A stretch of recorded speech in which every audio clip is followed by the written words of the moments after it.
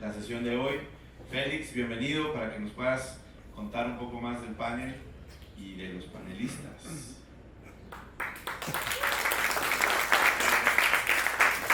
Mucho gusto estar aquí.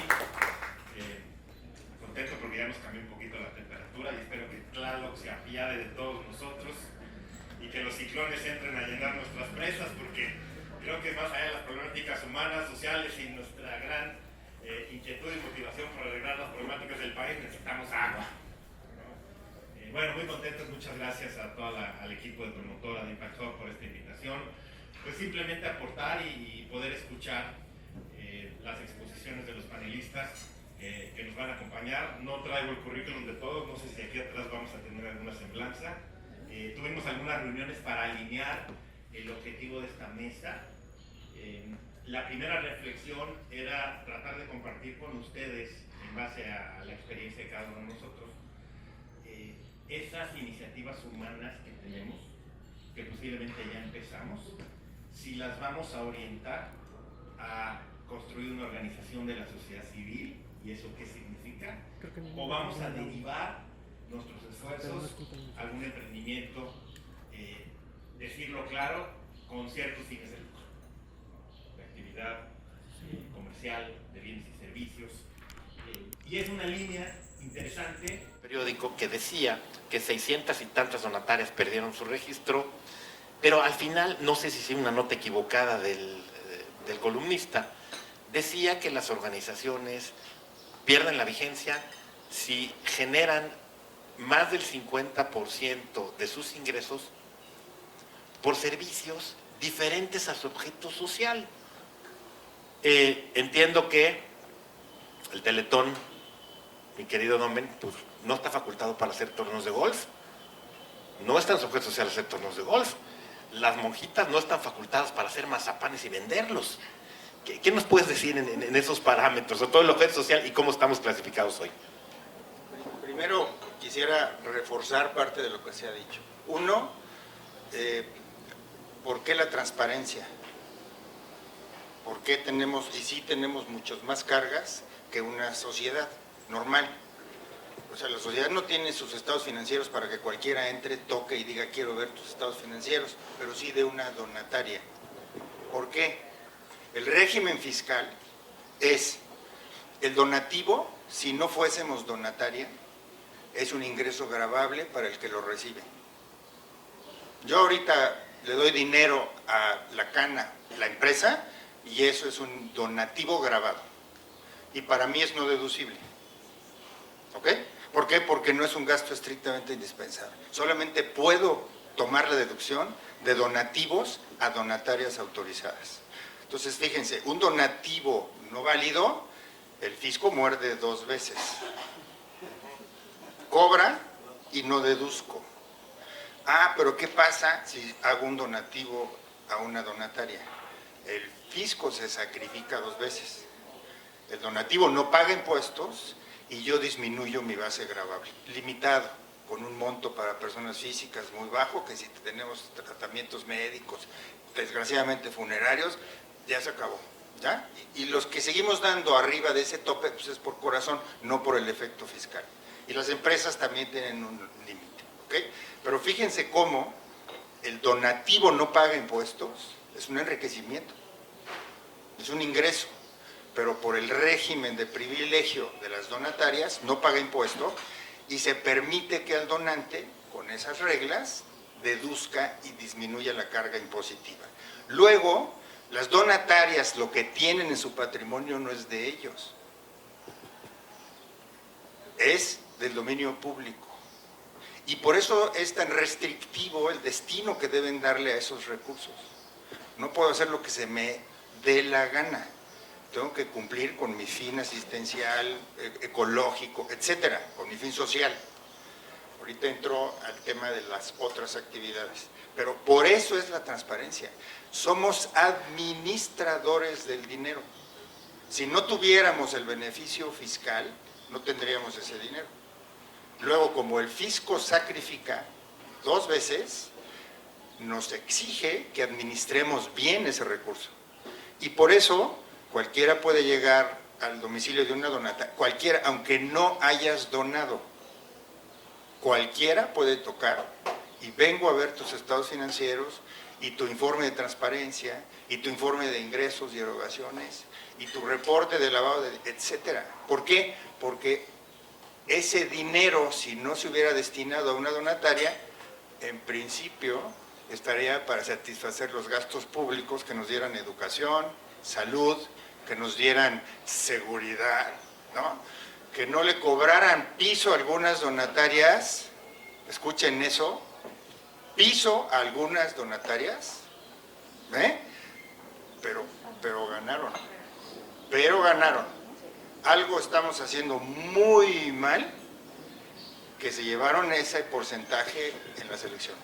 Algo estamos haciendo la sociedad, probablemente nosotros somos los que menos mal estemos, pero el resto de la sociedad algo está haciendo muy mal para que estemos con ese resultado y que nos cobren piso y que cada vez tengamos más dificultades para recaudar y generar recursos y tengamos restricciones legales más fuertes.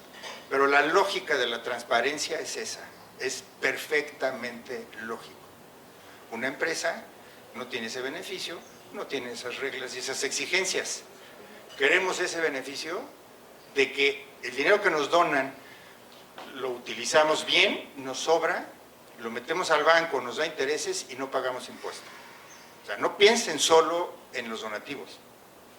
Piensen en que el sobrante lo invierto en el banco y no causa impuestos sobre la renta.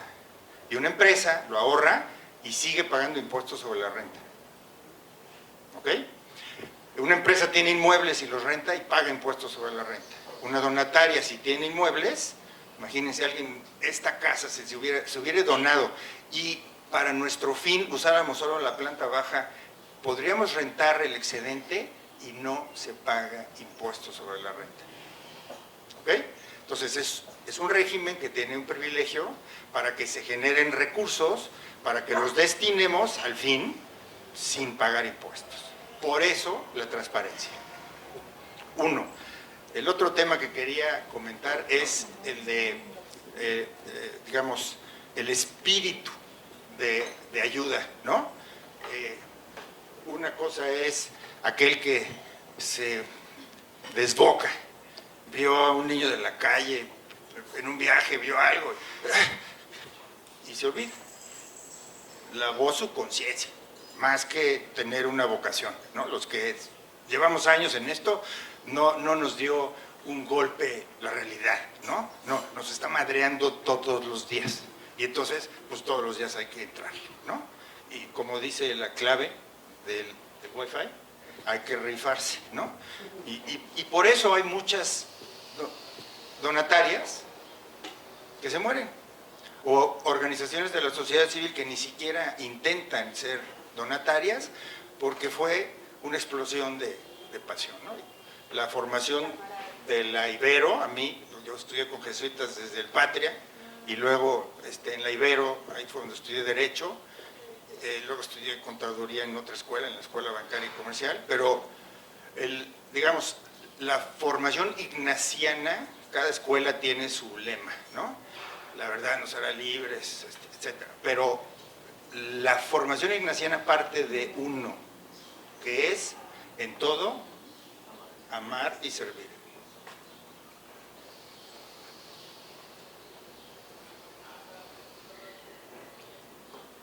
Eso es lo que hacemos en todo.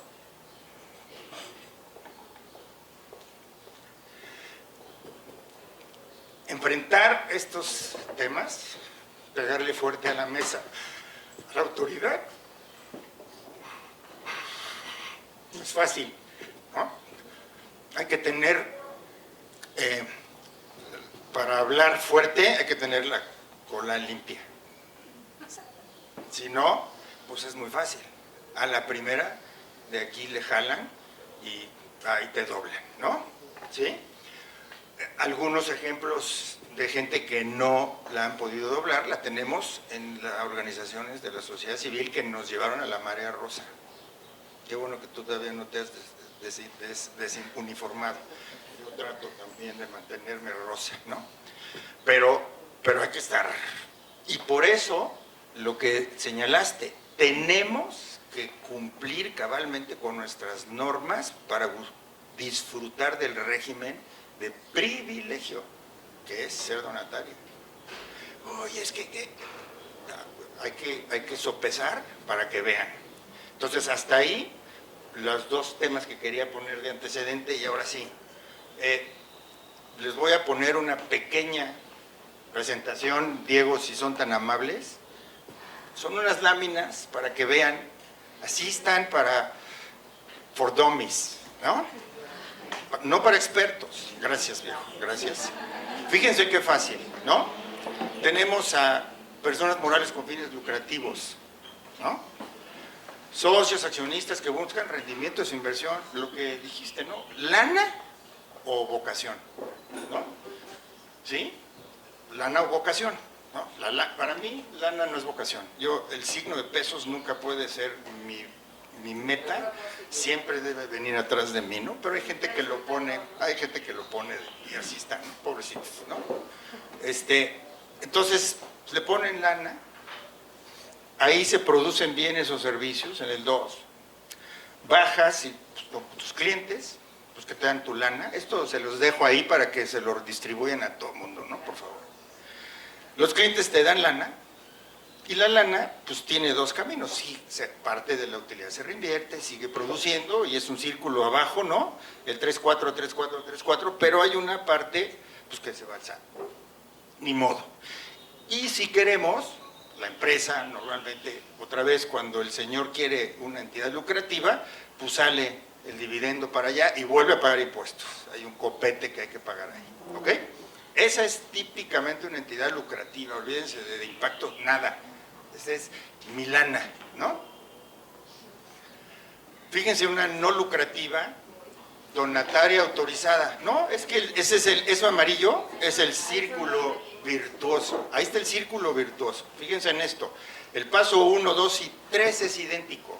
Entra la lana, se producen bienes o servicios, baja al 3, no a la 3', baja al 3, que son beneficiarios. Primero me voy a los beneficiarios.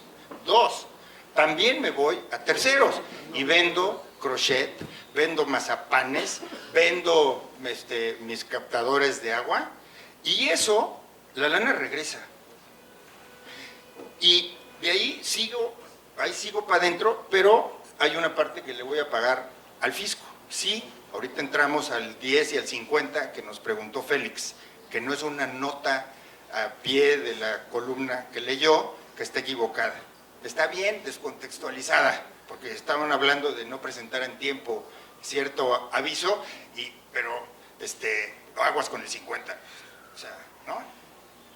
Entonces, ahí se siguen produciendo y sigo generando riqueza para que baje a mis beneficiarios y que siga yo vendiendo, ¿correcto? Y nunca hay dinero para arriba.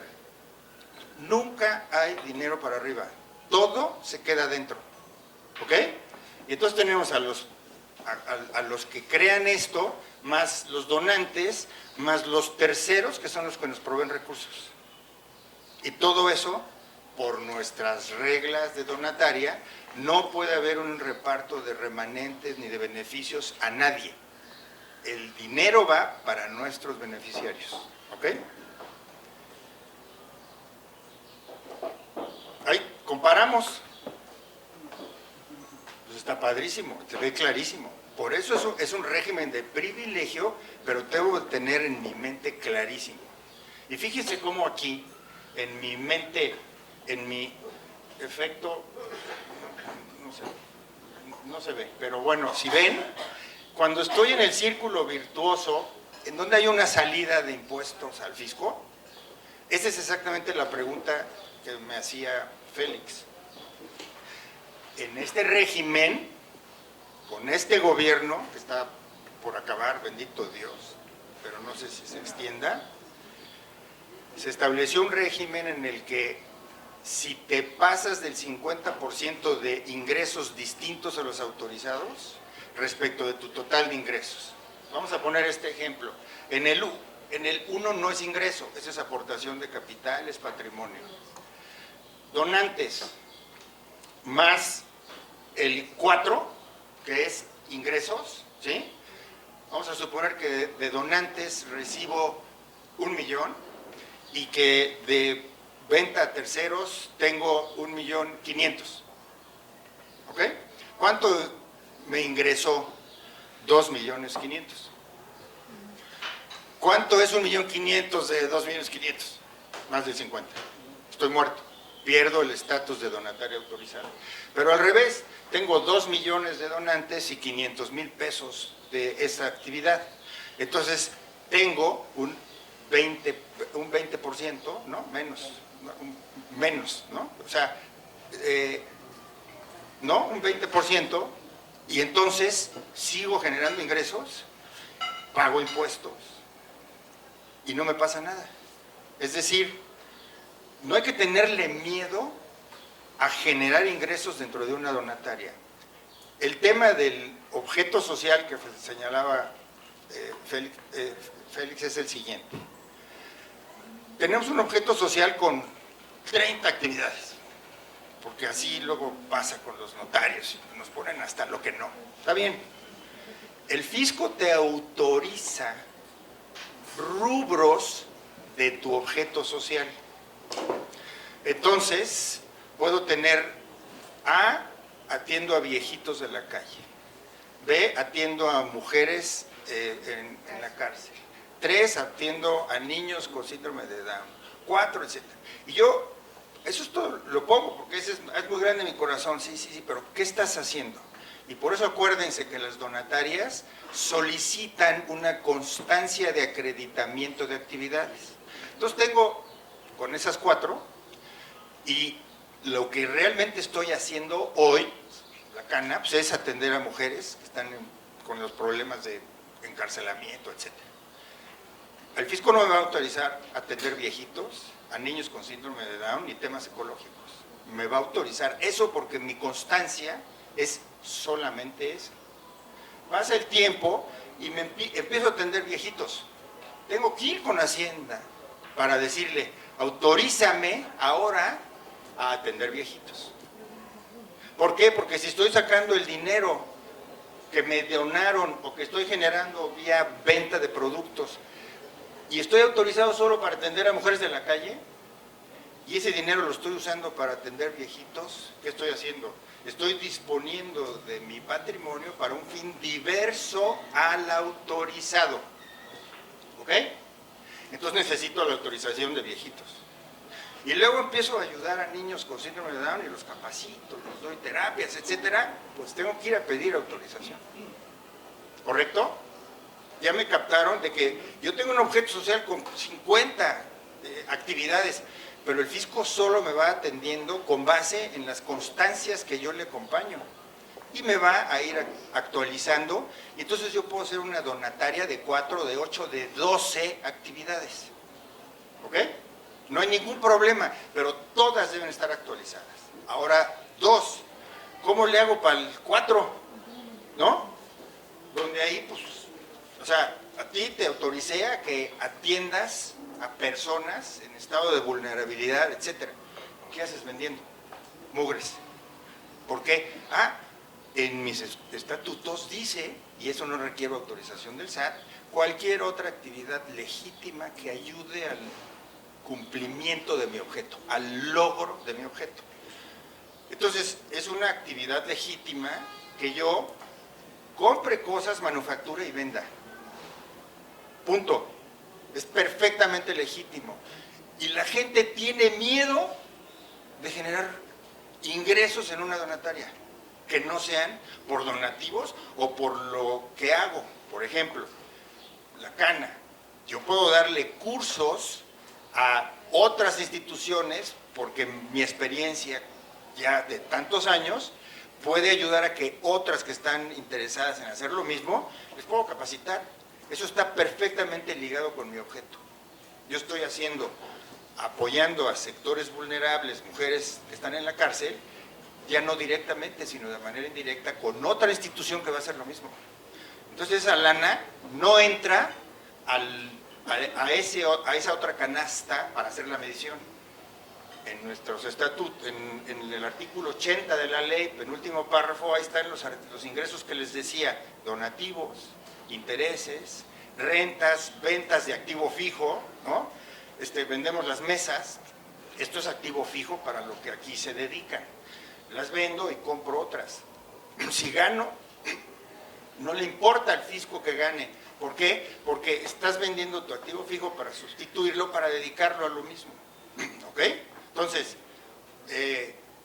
lo que quiero decir es que en la medida en que hagamos estas actividades y, por ejemplo, cuotas de recuperación, el curso es una cuota de recuperación, que cuando es a beneficiarios y hasta el monto del costo de valor de mercado, no es ingreso. Pero, por ejemplo, me cuesta hacer este evento, la renta, luz, la comida, el equipo, me gasto 100 y a través de las cuotas genero 150. 50 se van a esa canasta, el costo no. Oye, y si lleno esa canasta, bueno, ojo, hasta el 10%, haciendo esa división, si no paso del 10, estoy exento.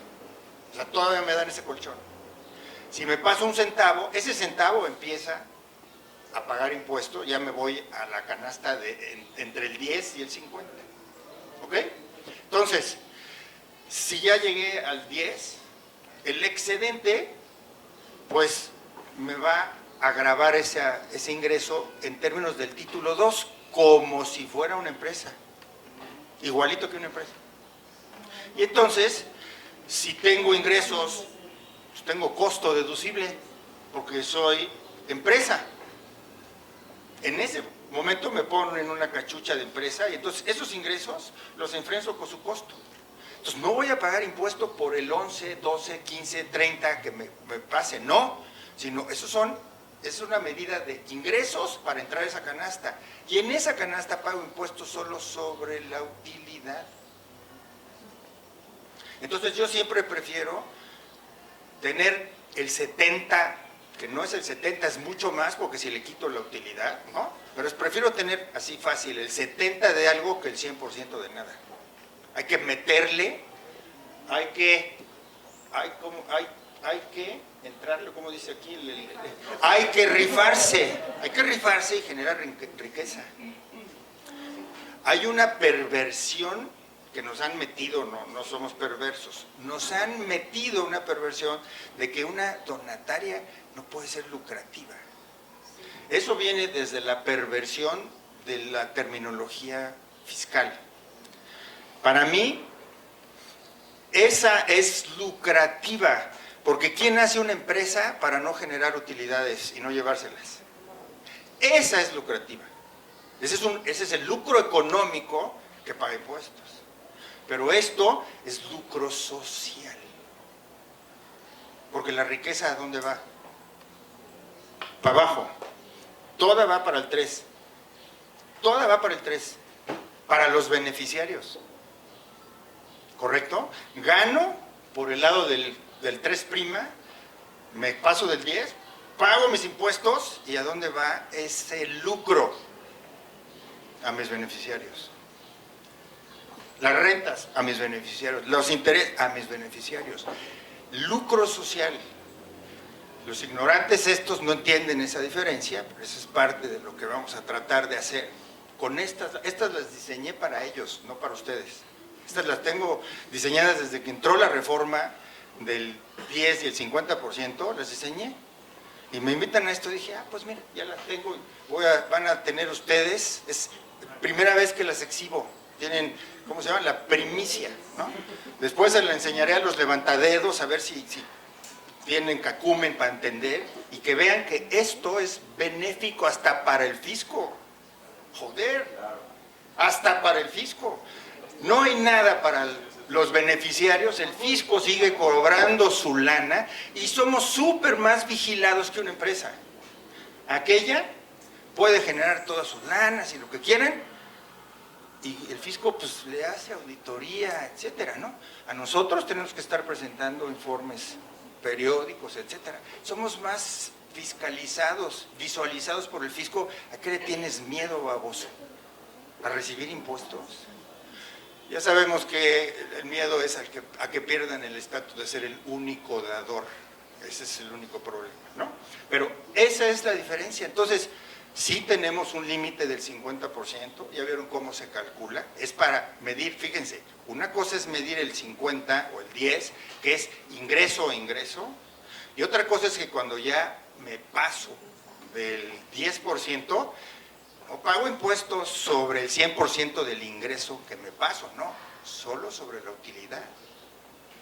Entonces, al final, fíjense lo que es el beneficio de desarrollar actividad empresarial a través de una donataria. Y esa es la perversión. No, las donatarias tienen que ser pobres. Y los salarios tienen que ser más pinches todavía. Porque si no, entonces no estamos llegando al beneficio. Porque no, Dan Palota, que es un genio de las finanzas para el mundo de las no lucrativas, él dice, tú quieres tener una donataria rica, ¿qué crees que necesitas? Un súper ejecutivo que esté generando ideas muy productivas, y ese, pues, te lo vas a bajar de Banamex, te lo vas a bajar de Cibagate, y te lo vas a bajar de Televisa, ¿sí? Y ese güey no va a ir a entregar su corazón cuando está acostumbrado a recibir eso.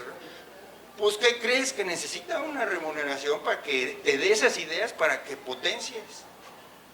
Acuérdense, por ahí está, es que el 5% de nuestros gastos administrativos no puede ser, fíjense la estupidez como está en la regla del reglamento, el 5% de los donativos, no de los ingresos. Entonces, ejemplos, soy asesor de Monte Piedad, ¿sí? Nada más tiene 270 años, ¿no? Nació antes de México, era todavía la colonia, ¿ok? Era el virreinato. Bueno, al año recibe de donativos no más de $1 millón. ¿De qué vive? De los intereses. Del préstamo a una tasa muy conveniente para los no bancables, ¿no? El fisco la puso ahí esa norma y la tenemos ahí para que no la puede aplicar. Si buscan en la ley algo que tenga referencia a esa disposición, no la van a encontrar nunca. Entonces, una norma reglamentaria no puede ir más allá de la ley, y si la ley no me establece eso, no tiene por qué aplicármelo la autoridad. Me lo va a pretender aplicar, nos pelearemos y se la partiremos, punto, se acabó. Salvo que se elija el Poder Judicial pues, por el pueblo bueno y sabio, en donde ya no hay Estado de Derecho, entonces nunca se la partiremos más, nunca, ¿no? Pero estamos acostumbrados a partírsela, en el despacho por lo menos sí, frecuentemente, todavía, ¿no? Pero porque el Estado de Derecho es que la ley sí es la ley, no como dice aquel, ¿ok? Entonces, esa es una medida que está ahí y que es que el 5% no sirve de nada. El chiste es que no tengas una donataria donde recibas 1,000, le pagues a tu administración 990 y dediques 10 a tu actividad. O sea, tiene que estar lógico, relacionado con tu actividad, y porque lo prioritario es tu objetivo, no la remuneración de tus ejecutivos y de tu personal. Entonces hay una lógica de valor de mercado, hay que evaluar bien y saber cómo vender nuestros servicios, etcétera. ¿Ok? Entonces, si se fijan, pues ya, se acabó. Eso es personas morales con fines sociales. Fíjense, esa está muy limitado, lo que les decía. Tenemos los límites de los donativos. Nada más, es todo lo que puede hacer una empresa social. ¿Por qué? Porque esa empresa social en principio sí tiene un ánimo de lucro, automáticamente si hay un ánimo de sacar algo de utilidades, automáticamente estás vetado para donataria, porque las donatarias no pueden sacar un clavo para los propietarios. ¿Ok?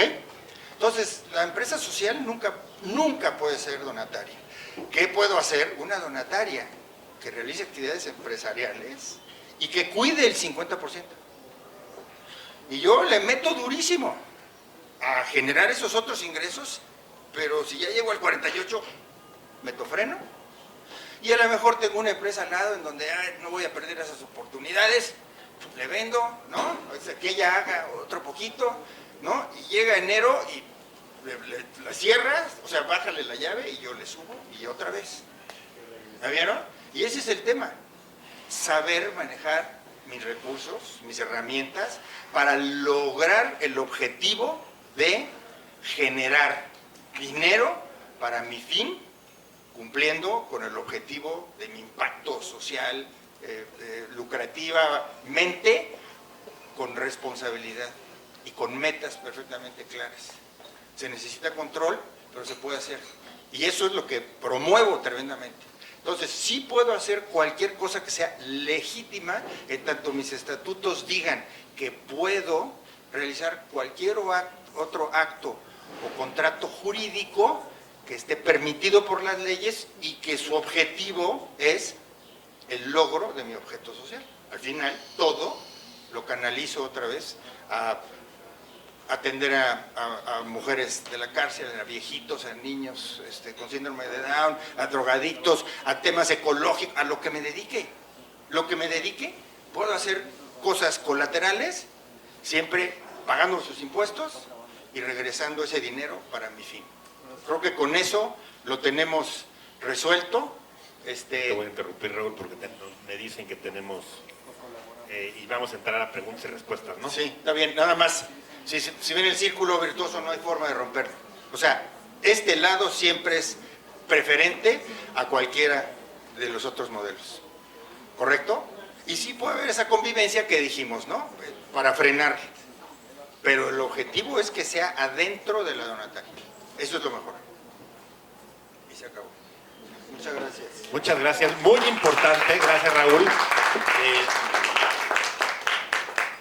No se desanimen. No se desanimen. Habemos mucha gente que estamos aquí, que estamos ayudando. A muchos emprendimientos, a muchas personas a transitar ese camino. Se ve complejo, pero como bien lo dice, el primer objetivo de una organización, el que la quiera hacer, es profesionalización. Y para eso necesita servicios, recursos, transparencia y muchísimo esfuerzo. Y creo que hoy también desde promotoras, desde Impact Hub y muchas organizaciones, pues estamos listos para poder ayudar con esta experiencia y este background. Jessy, un último cierre a lo que acabamos de ver en función de lo que... Y pasamos rápido a preguntas y respuestas. ¿Cómo andamos de tiempo? Sí.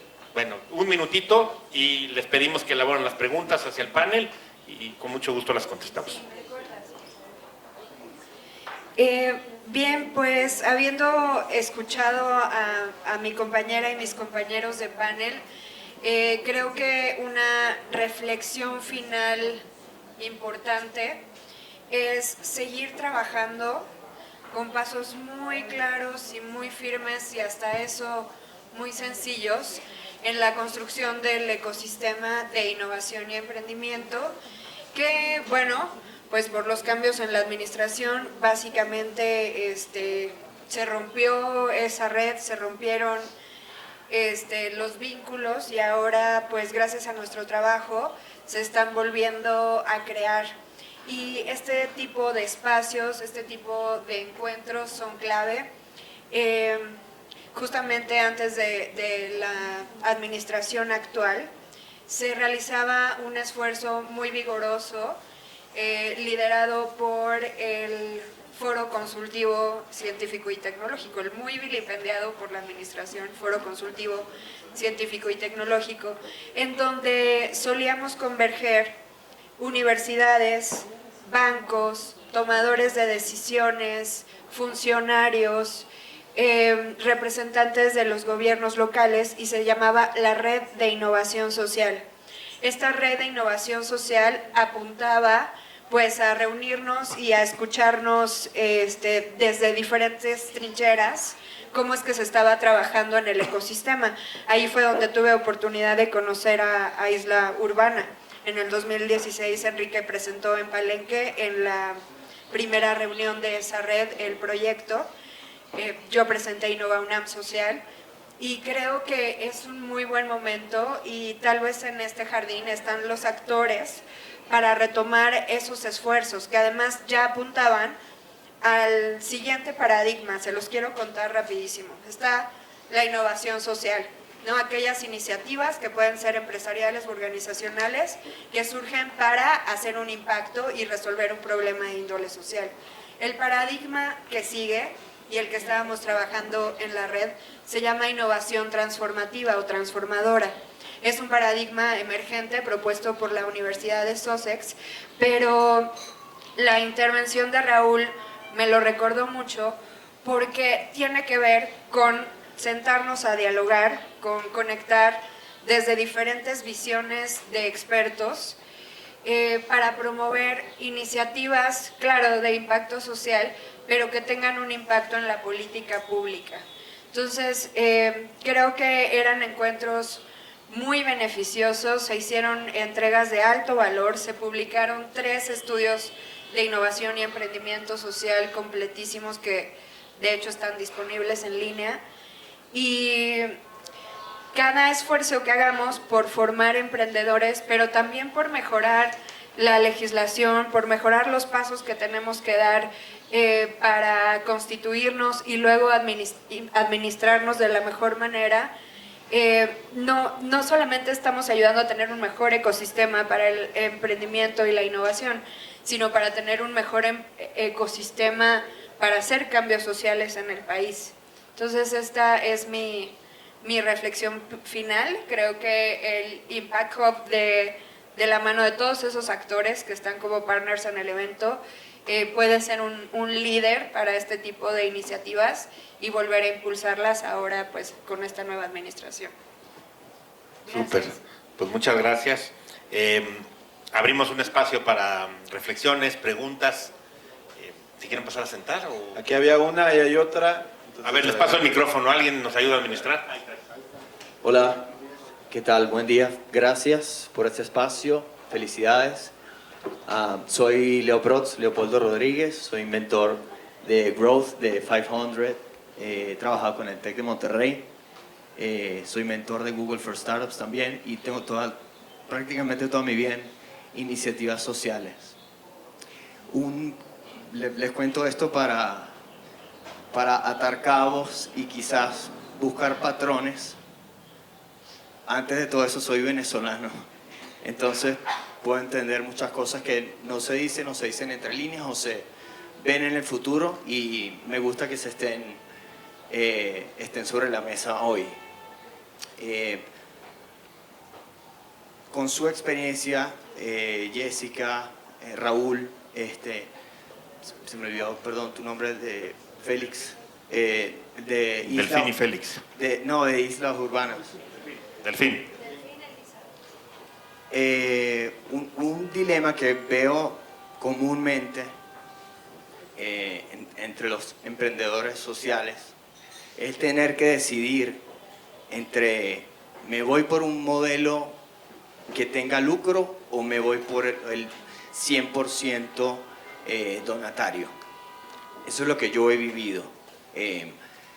Mi hipótesis es que hace falta un poquito de quizás educación en hacer como doble clic en los modelos de impacto que existen. Lo primero que me viene a la mente, por ejemplo, es la gente de TOMS, que ha logrado, por ejemplo, modelos donde conviven las dos cosas, el lucro, entonces de esa manera el negocio es sostenible y al mismo tiempo se logra un impacto y una marca que logra una transformación a nivel mundial. Entonces, no sé, habiendo vivido, tengo 5 años solamente en México, pero sigo viendo como estas chispas que me siguen diciendo, quizás hace falta más educación en estos modelos. Me gustaría escuchar desde su punto de vista y su experiencia, si encuentran aquí en México esta como diatriba entre me voy por este lado o por otro, y en vez de me voy por el medio y busco otros modelos que a lo mejor pueda lograr las dos cosas. Gracias.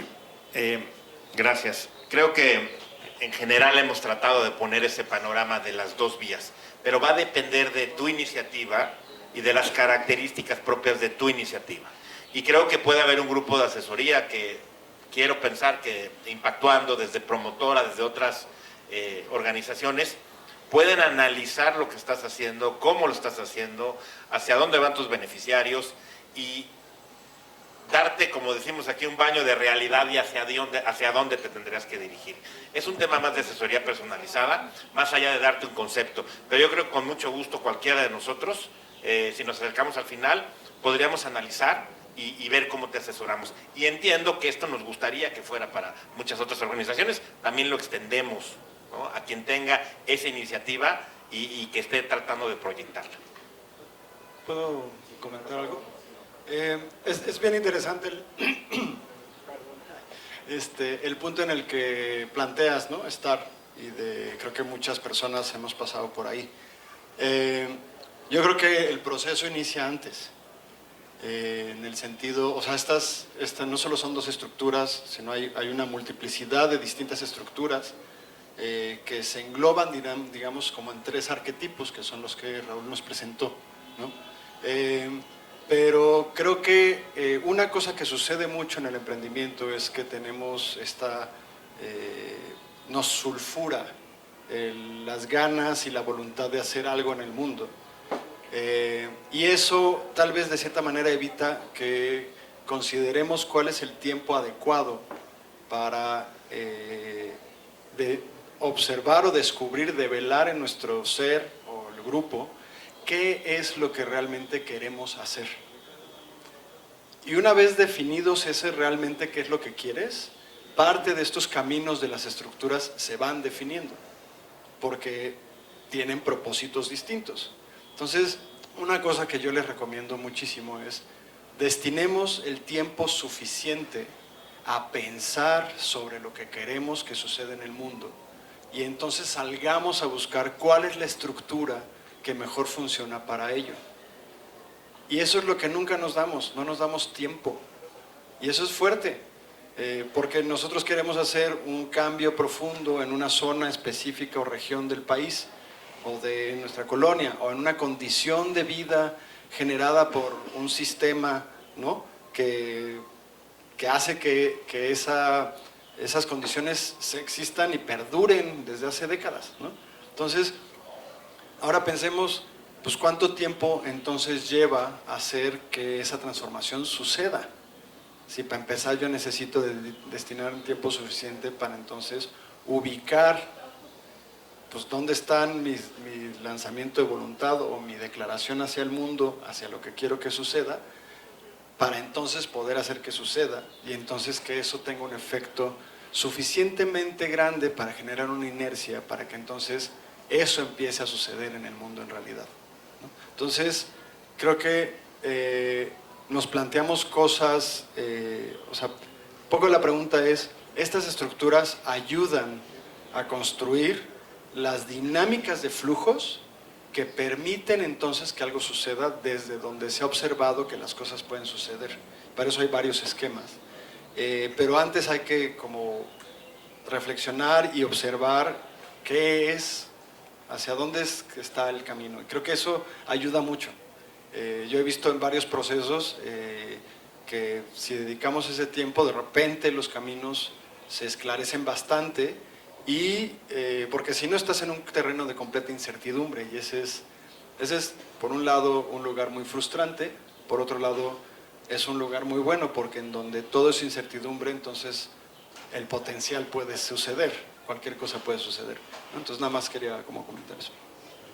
Yo agregaría, lo mencioné, o sea, vi esta imagen y me voy, hasta que me tropiezo y me voy de boca para ir a hacer, eso está pésimo, eso es pésimo, es un desperdicio de energía, de inteligencia y de dinero. Lo que dice Delfín es exactamente lo primero que hay que hacer, un examen de conciencia y hasta crear tu visión y tu misión y entonces ponerle nombre, apellido, forma, ¿no? Porque quiero que se llame Juan y salió Lupita, pues ¿cómo le vas a poner Juan a Lupita, no? Entonces primero tienes que saber, va a ser niño, niña, gemelos, trillizos, ¿qué? Y luego empiezas a darle forma, ¿ok? Eso es la serenidad y paciencia, como decía Calimán, ¿no? ¿Ok? Y para eso, desgraciadamente en México no tenemos ese intermedio, pero se está trabajando, aquí tenemos a Ivette Montero del Centro Mexicano Pro Bono, que está trabajando en una ley BIC, ¿no? En una adaptación de las leyes BIC de Latinoamérica. Que existen en otras regiones en donde hay eso, el híbrido, que es sin saber, hoy me lo dijo, y es parte de lo que para eso preparé estas láminas yo desde hace 5 años, ¿no? Cuando vi la reforma dije, esto está mal, o sea, no entienden, que no entienden, ¿sí? Y que por esa razón lo que tendríamos que hacer es quitar el tope del 50. O sea, ¿qué me importa que todo el dinero lo produzca yo generando ingresos que te pagan impuesto fisco? Y todo el sobrante va para mi actividad. O sea, eso en un país en donde no quiero yo ser el gran donador, sino quiero que la sociedad en colectivo apoye para que no nos vuelva a pasar lo que pasó el 2 de julio, porque eso es lo que está pasando, ¿no? Tenemos que cerrar esas desigualdades, etcétera. En el momento en el que alguien lo entienda bien, vamos a tener la reforma para poder lograr esos híbridos que existen en otras partes. En Estados Unidos hubo una empresa que fue al despacho para, así, yo quiero esto, el 50% para nosotros, los que queremos celebrar hacer este modelo, y el 50% para donativos. Le dijimos, aquí estás muerto. ¿Qué hicimos? Lo mandamos a Estados Unidos. En Estados Unidos existe eso. Aquí no. Y entonces ya están muy felices allá haciendo su deal, pero porque tu target, pues sí, no era exactamente local, sino era simplemente lograr regresarle 50% a la sociedad. Pues sí, pero se lo estás regresando a otras. Bueno, ya ahí lo que logramos es, bueno, dale a estas que son donatarias de segundo piso en Estados Unidos para que nos donen a México. Si quiero que te regresen algo. Es la nueva figura de fiscal sponsor que muchas organizaciones estamos buscando porque aquí nuestros recursos están limitadísimos. Perdón, Raúl, creo que nos queda poco tiempo y tenemos otras preguntas. Gracias. Hola, buenos días, soy Ángel Soberril de Gestare. Muy rápido, la pregunta es, ¿cuál sería su recomendación, por ejemplo, de una persona que abre o busca, está entre una organización y una empresa social? Decide irse por la empresa social, pero no llega a break-even y el impacto es bueno.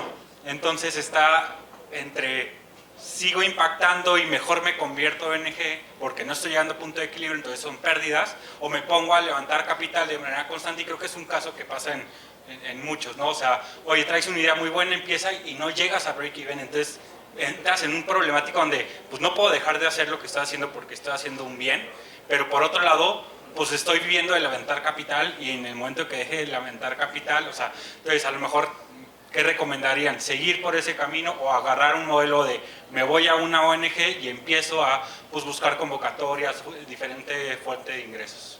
Gracias. Bueno, yo muy rápido nada más, pues mira, te va a alcanzar la realidad del contexto y de tu vida personal.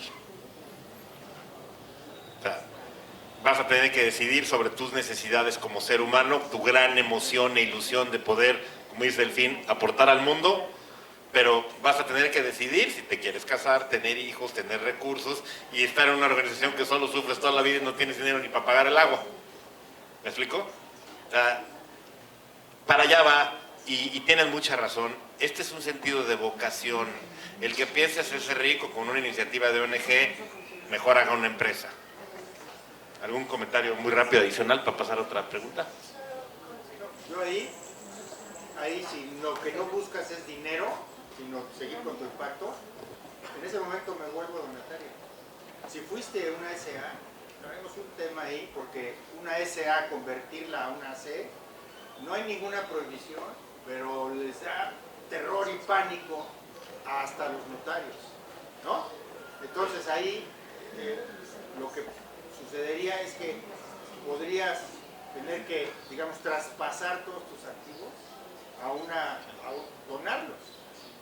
Como ha sido break-even, no has pagado impuestos, ¿no? Y un salario digno también. Podrías poner un salario digno que sea razonable, que vaya en razonabilidad de tus ingresos, y sí se vale, de alguna manera. No el 99%, no un salario un tercero.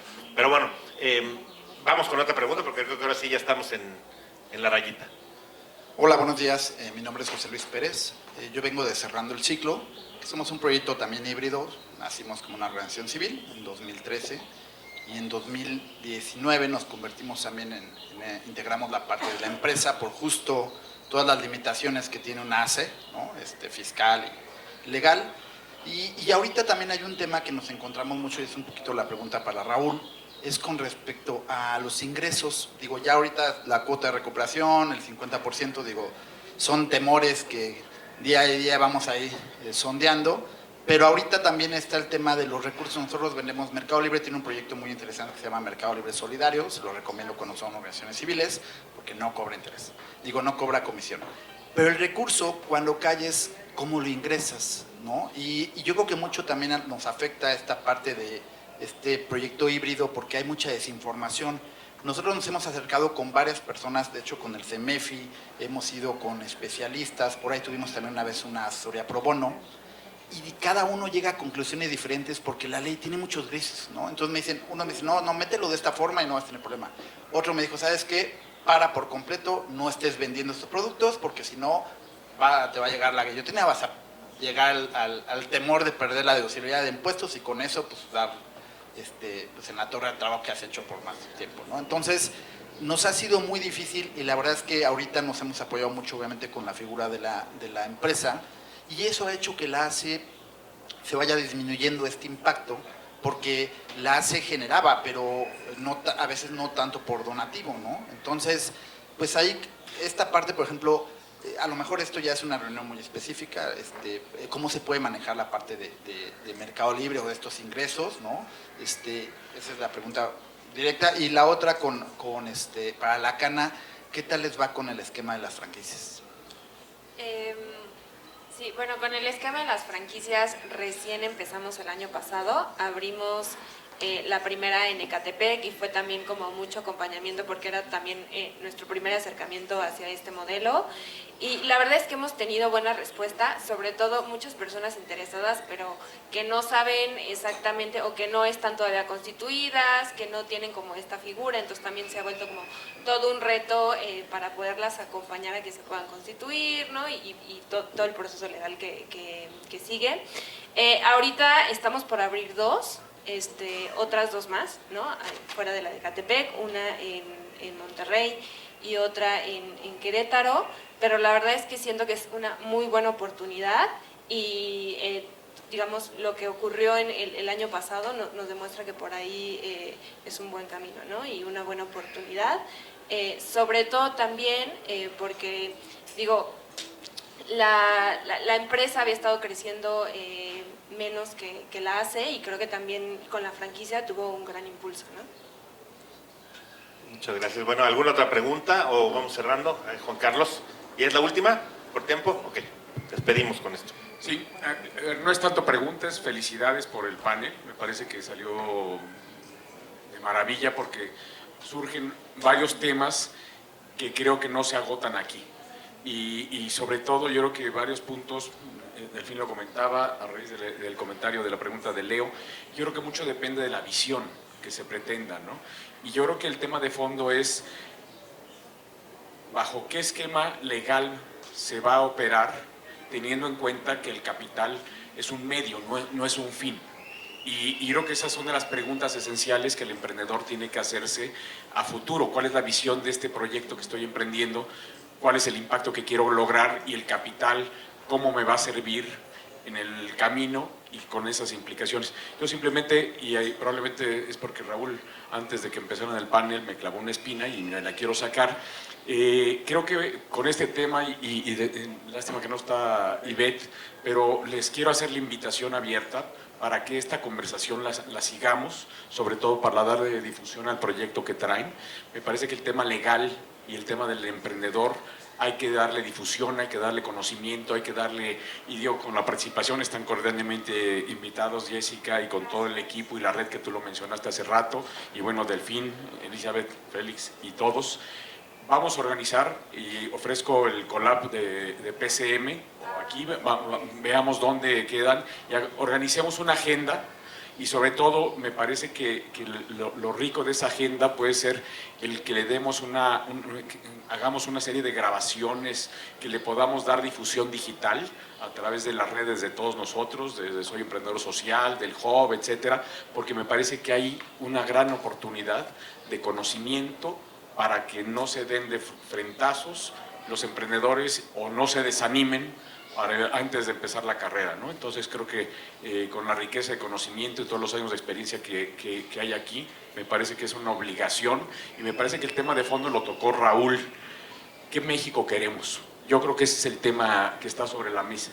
¿Qué México queremos? ¿No? Y en eso me parece que nos atañe a todos. No solo es nuestras causas particulares, que todas son importantísimas, sino cuál es el México que le queremos dejar a nuestros hijos. Y eso nos toca a nosotros. Gracias a todos. Bueno, muchas gracias a todos por su asistencia, gracias a Promotora, a Impact Hub, y bueno, pues aquí vamos a estar un ratito si alguien quiere platicar con alguno de nuestros panelistas. Gracias.